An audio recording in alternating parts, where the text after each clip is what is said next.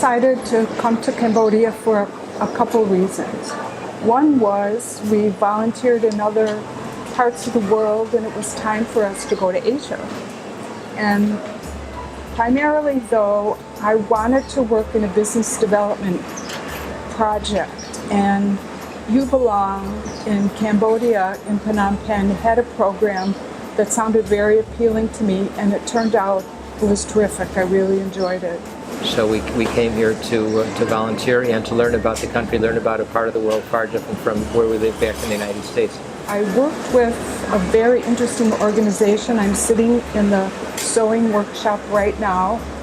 The organization trains women to learn how to sew so they can have an occupation. So I worked with the executive director on writing a business plan, and I think from the resources that they have here, the talented people working, that they are going to be able to make the business grow and be successful in the future.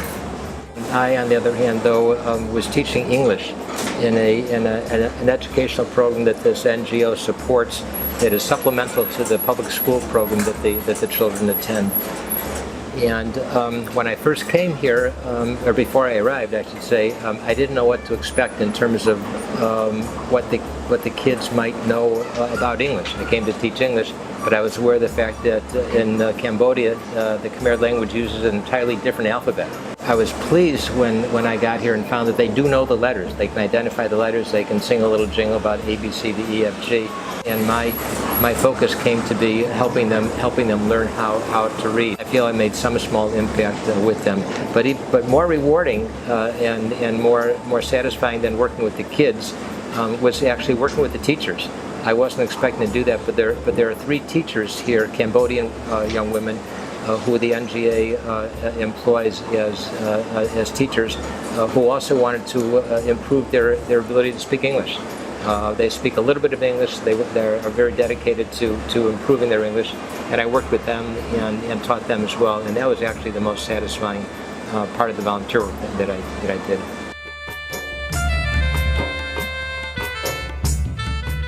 We learned so much about Cambodia, so much about the wonderful people that we got to know living here in Phnom Penh. We lived with a family. The host family was so kind and thoughtful and generous with us. And the people I worked with, the executive director, the program manager, the sewing supervisor, were wonderful, very talented, dedicated people. So I had a wonderful experience, and I felt very welcomed here in Cambodia. Be prepared to step outside your comfort zone when you come to a country like Cambodia.